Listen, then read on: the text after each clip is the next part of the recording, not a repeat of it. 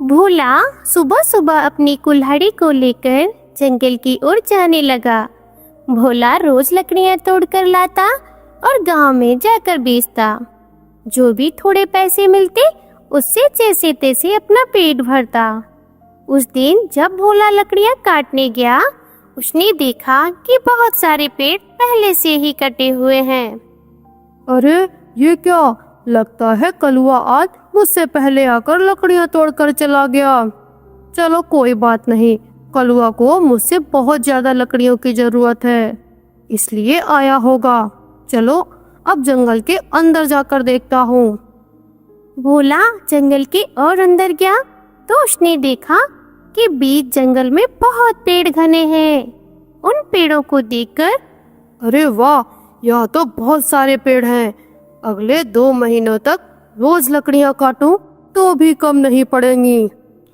भोले ने पेड़ काटने के लिए कुल्हाड़ी उठाई कि तभी उसने देखा पेड़ के ऊपर एक बंदरिया अपने नवजात बच्चे के साथ बैठी हुई है और वो उस पेड़ पर बैठकर फल खा रही थी।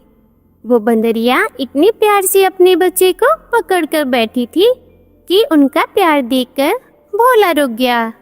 अरे ये मैं क्या करने जा रहा था? अगर मैंने ये पेड़ काट दिया तो माँ बंदरिया अपने बच्चे को कहाँ लेकर जाएगी? उसका तो घर टूट जाएगा। नहीं नहीं, मुझे ऐसा नहीं करना चाहिए।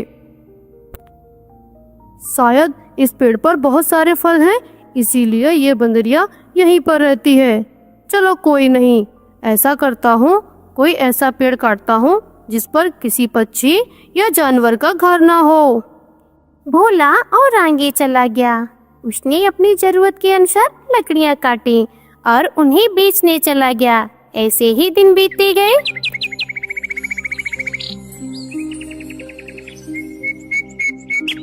भोला और आगे चला गया और अपनी जरूरत के अनुसार लकड़ियां काटी और उन्हें बेचने चला गया। ऐसे ही दिन बीतते गए। भोला रोज उस बंदरिया और उसके बच्चे को देखता। कभी कभी तो भोला बंदरिया को खिलाने के लिए घर से रोटी भी ले आता। एक दिन जब भोला लकड़ी काटने गया तब उसने देखा कि कलुआ उसी पेड़ पर कुल्हाड़ी चला रहा था जिस पेड़ पर वो बंदरिया रहती थी। कलुआ को उस पेड़ को काटते हुए देखकर अरे अरे कलुआ, ये क्या कर रहे हो? अरे ये कैसा सवाल है? भगवान ने आंखें नहीं दी हैं? आंखों की जगह बटन लगाकर भेजा है क्या, जो दिखाई नहीं देता? लकड़ी काट रहा हूँ। अरे हाँ हाँ, वो तो देख रहा हूँ कलुआ, लेकिन इस पेड़ की लकड़ी क्यों काट रहे हो? किसी और पेड़ की लकड़ी काटो। अरे जरा ऊपर देखो, एक बंदरिया का घर है इस पेड़ पर और उसके साथ में उसके नवजात शिशु भी है। अरे तो क्या हुआ, वो बंदरिया किसी और पेड़ पर चली जाएगी? इतने सारे पेड़ तो हैं। लेकिन कलुआ, अरे लेकिन वेकिन कुछ नहीं, चल निकल यहाँ से। आया बड़ा मुझे सिखाने वाला। और सुन, इस पेड़ को तो मैं पूरा ही काटूंगा, ये ध्यान रखना। और सुन, तू कहीं और चला जा। ये देख रहा है ना कुल्हाड़ी? मुझे जरा भी देर नहीं लगेगी इस कुल्हाड़ी को तुझ पर चलाने के लिए। फिर क्या, कलुआ तो पेड़ काटने लगता है। भोला बेचारा चाहकर भी कुछ नहीं कर पाया और फिर आगे चला गया। दोपहर के समय जब भोला जंगल से लौट रहा था तब उसने देखा कि कलुआ ने वो पूरा पेड़ काट डाला था। भोला को तो बहुत बुरा लग रहा था। तभी भोला की नजर पेड़ की उस बड़ी लकड़ी के नीचे गई। वो बंदरिया उस लकड़ी के नीचे मरी पड़ी हुई थी। उसे देखकर भोला की आंखों में आंसू बहने लगते हैं। भोला को लग रहा था कि शायद उसके बच्चे की भी मौत हो गई होगी। भोला उस बंदरिया के पास गया। तभी उसने देखा कि बंदरिया ने मरते हुए भी अपने बच्चे को गोद में सुरक्षित रखा है। हे भगवान, तेरी महिमा अपरंपार है। इस बंदरिया ने मरते हुए भी अपने बच्चे को गोद में सुरक्षित रखा है। सच में माँ आखिर माँ होती है। लेकिन इस बच्चे का क्या होगा? कलुआ, तू भी ना कितना दुष्ट है। मैंने बताया था ना कि इस पेड़ को मत काट, इस पेड़ पर बंदरिया का घर है, लेकिन उसने मेरी एक भी बात नहीं सुनी। फिर भोला ने गड्ढा खोदकर बंदरिया के शव को उस गड्ढे में डाल दिया और फिर बच्चे को अपनी गोद में उठाकर उसे अपने साथ अपने घर लाया। उस दिन के बाद भोला अपने छोटे भाई की तरह उस बंदर को भी अपने साथ रखने लगा। एक दिन भोला लकड़ी काटने गया हुआ था। तभी क्यों भोला, सुना है तूने किसी बंदर को पाल रखा है?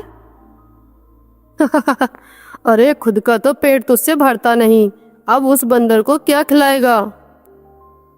अरे कलुआ, ये वही बंदर है जिसकी माँ के तुम हत्यारे हो। मैंने तुम्हें कहा था ना कि उस पेड़ पर उस बंदरिया का घर है, फिर भी तुमने वो पेड़ काट दिया। वो बंदरिया उसी के नीचे गिर के दब के मर गई है। इसलिए मुझे इंसानियत के नाते उस बंदर को अपने साथ ले जाना पड़ा। अगर मैं उसे नहीं ले जाता तो इस जंगल में उसकी मौत हो जाती। तू तो बड़ा दयावान है। सारी दुनिया की इंसानियत की एक तू ही तो मिसाल है। और फिर तो सारी दुनिया की इंसानियत और अच्छाई तुझ में ही तो भरी हुई है ना।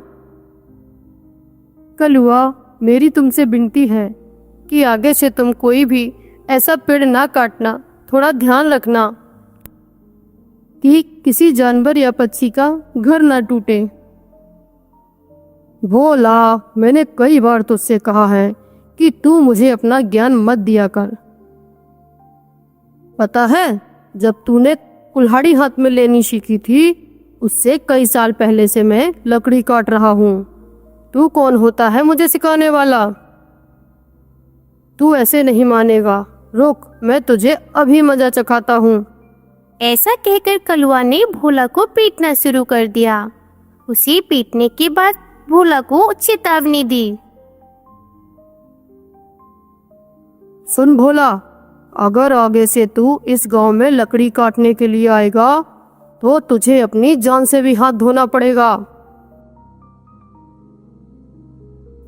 बेचारा भोला घर आ गया और बंदर से बात करने लगा। चलो दोस्त, अब इस गांव से हमारा दाना पानी उठ गया है। उस कलुआ ने मुझे पीटकर साफ साफ चेतावनी दी है। अब अगर जान बचानी है तो इस गांव को छोड़कर जाना ही बेहतर होगा। चलो, हम कहीं और जाकर अपनी दुनिया बसाएंगे। भोला बंदर को अपने कंधे पर बिठाकर गांव से कहीं दूर जाने के लिए निकल गया। दिन बीत रहे थे। भोला और बंदर भटकते हुए काम की तलाश कर रहे थे। उसे ना तो काम मिल रहा था और ना ही उसको रहने का कोई ठिकाना। भोला जैसे तैसे अपने और बंदर के लिए एक वक्त का खाना तो जुटा पा रहा था। एक दिन ऐसे ही वो थक कर एक पेड़ के नीचे बैठा हुआ सोच रहा था और बंदर भी उसकी गोद में सोया हुआ था। तभी वहां एक योगी बाबा आए। प्रणाम योगी बाबा, प्रणाम। कल्याण हो पुत्र। बताओ, तुम इस बंदर को गोद में लेकर क्यों बैठे हो? बाबा, इसने अपनी माँ को खो दिया है। इसका इस दुनिया में कोई नहीं है, इसीलिए मैं इसे अपने साथ अपने घर ले आया। लेकिन हमारे गांव के एक गुंडे की वजह से मुझे अपना गांव छोड़ना पड़ा और मैं काम और सर पर छत ढूंढने के लिए दर दर भटक रहा हूँ। पुत्र, तुम्हारा हृदय सच में कोमल है। तुमसे किसी का दुख नहीं देखा जाता। तुमने अनाथ बंदर की जिम्मेदारी लेकर इसे एक परिवार दिया। तुम अगर चाहो तो मेरे साथ मेरे आश्रम में रह सकते हो। मेरे आश्रम में मेरे कुछ शिष्य रहते हैं और कई साधु रहते हैं और कई साधु आते जाते रहते हैं उनके भोजन और रहने की व्यवस्था की जिम्मेदारी अगर तुम उठाओगे तो मुझे बहुत आनंद होगा। अरे बाबा, ये तो मेरी खुशनसीबी है। बाबा, मुझे आपके साथ रहने में सचमुच खुशी होगी। लेकिन बाबा, मेरा ये बंदर भी मेरे साथ आएगा। मैं इसे कहीं नहीं छोड़ सकता। हाँ हाँ पुत्र, तुम इसको अपने साथ लेकर आ सकते हो। भोला बाबा के साथ आश्रम में चला गया। अब योगी बाबा के आश्रम में सफाई, भोजन व्यवस्था, हवन की सामग्री और बाबा के आने जाने वाले शिष्यों की सहायता करना, ये सारे काम भोला करने लगा। और तो और भोले का बंदर हमेशा उसके साथ रहता। योगी बाबा भोला का काम और उसके काम के प्रति निष्ठा देखकर बहुत खुश थे। बाबा हमेशा अपने बाकी शिष्यों और साधुओं से भोला की तारीफ करते थे। वहीं बाबा जी का एक शिष्य था मानिक, जो भोला की तारीफ से बहुत ज्यादा जलता था।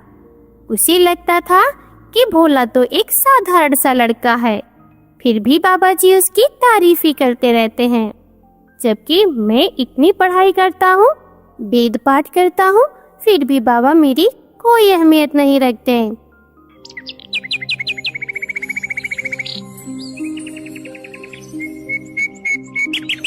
एक दिन, माड़ी भैया, ये लीजिए, आपके लिए मैं ताजे फल लेकर आया हूँ। भोला, आजकल तुम बहुत ज्यादा आलसी हो चुके हो। तुम्हें ज्यादा न खाना बनाना पड़े और न ज्यादा पकाना पड़े, इसीलिए तुम ये फल लेकर आए हो। ऐसी बात नहीं है भैया, ऐसी बात नहीं है। बाबा जी ने आज सबको फलाहार करने को कहा है, इसीलिए मैं फल लेकर आया था। भोला बात कर ही रहा था कि तभी उसका दोस्त बंदर आ गया और उसने मानिक के फल खा लिए। अरे अरे, ये क्या है? अरे संभालो इसको, तुम्हारे इस बंदर ने पूरे आश्रम को सर पर उठा रखा है। ये बंदर मेरे फल खा गया।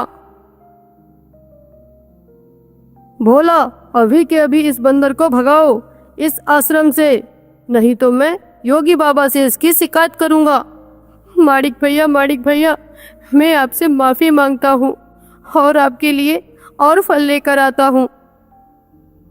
लेकिन मेरे इस भाई को मैं अपने से अलग नहीं कर सकता। मानिक को भोला पर बहुत गुस्सा आया। उसने योगी बाबा से भोला की शिकायत की, लेकिन बाबा जी ने तो भोला का पक्ष लेकर मानिक को ही सुना दिया और फिर वो ध्यानमग्न हो गए। अरे आज तो हद ही हो गई, इसकी वजह से गुरुजी ने मुझे डांटा। इसका कुछ तो करना ही पड़ेगा, मेरा नाम भी ना आए और इसकी छुट्टी भी हो जाए।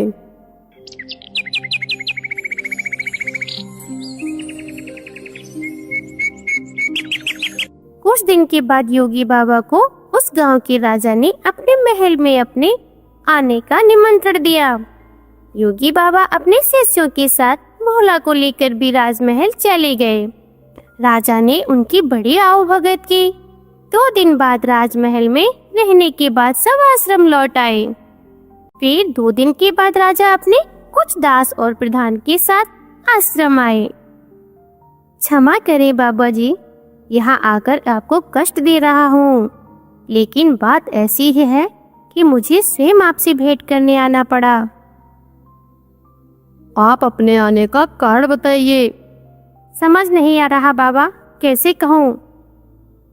वो क्या बात है बाबा जी, 2 दिनों से हमारी महारानी का नौलखा हार कहीं गुम हो गया है और समझ नहीं आ रहा कि कहाँ गायब हो गया है। अरे साफ साफ बताइए कि आप कहना क्या चाहते हैं। क्या हमारे जाने के बाद वह हार गुम हुआ है? सच कहूँ तो हाँ, मतलब हम में से किसी ने वो हार चुराया है। ऐसा कहना है ना आपका?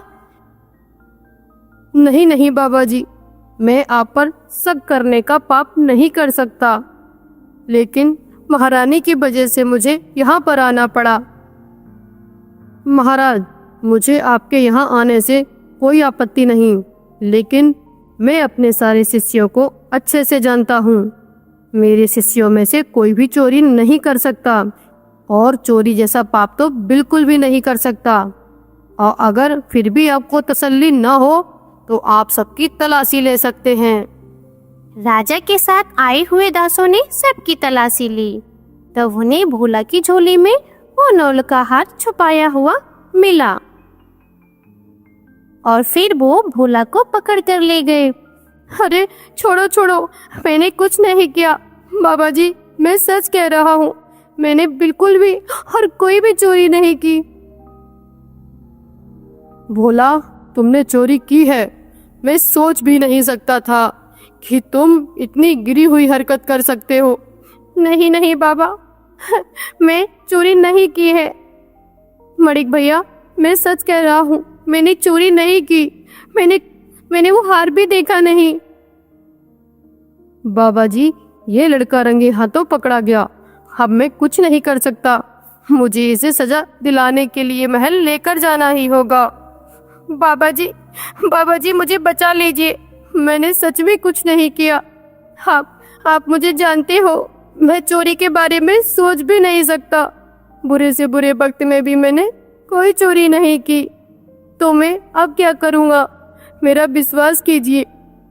राजा के दास भोला को ले जाने लगे। तभी उनके पीछे से आवाज आई, रुकिए, मेरे भाई ने चोरी नहीं की है। सभी ने पीछे मुड़कर देखा। भोला का बंदर पीछे खड़ा बोल रहा था, महाराज, मेरे भाई ने चोरी नहीं की है। ये हार किसी और ने जानबूझकर उसके झोले में डाला है। क्या? ये बंदर क्या बोल रहा है? हाँ, मैं एक बोलने वाला बंदर हूँ। बचपन से लेकर आज तक मेरे भाई मुझसे बात करते हुए आए हैं। ये रोज मुझसे ढेर सारी बातें करते थे। उन्हें बोलते हुए देख और उनकी बातें सुनकर ही मैंने बोलना सीखा है। मैं दावे के साथ कह सकता हूँ कि मेरे भाई ने चोरी नहीं की है। अच्छा, तो तुम दावे के साथ कह रहे हो? तुम्हें ये कैसे पता होगा कि ये हार जानबूझकर इसकी झोली में डाला गया है? हाँ, मुझे पता है। इस मड़िक ने मेरे भाई के झोले में वो हार डाल दिया था। अरे, क्या तुम सच बोल रहे हो? नहीं बाबूजी, ये झूठ बोल रहा है। मैंने सच में चोरी नहीं की है। तुम्हारी लड़खड़ाती हुई जबान ने सच कह दिया है। मणिक, मैं कभी सोच भी नहीं सकता कि तुम ऐसा करोगे। सच बताओ, तुमने चोरी क्यों की और उसका इल्जाम बेचारे भोला पर डालकर क्या करना चाहते हो? फिर क्या, मड़िक ने अपनी जलन के बारे में बाबा को सब सच बता दिया। इस तरह महारानी के हार की चोरी के जुर्म में मानिक को पकड़ लिया गया। फिर भोला, सच में ये तुम्हारा बंदर बड़े काम का है। यह हमारे राज्य की बड़ी मदद कर सकता है। मैं चाहता हूँ कि तुम इसके साथ हमारे राज्य में गुप्तचर बनकर रहो और हमारे शत्रुओं की गतिविधियों पर नजर रखो। इस बंदर पर किसी को शक नहीं होगा और तुम आसानी से सब पर नजर भी रख पाओगे। इस काम के बदले मैं तुम्हें बहुत सारा धन दिया करूँगा। राजा की बात भोला को सही लगी। इस प्रकार भोला ने भी हाँ में हाँ भर ली। भोला राज्य का पहला ऐसा गुप्तचर बन गया कि जिसका साथी एक बंदर था।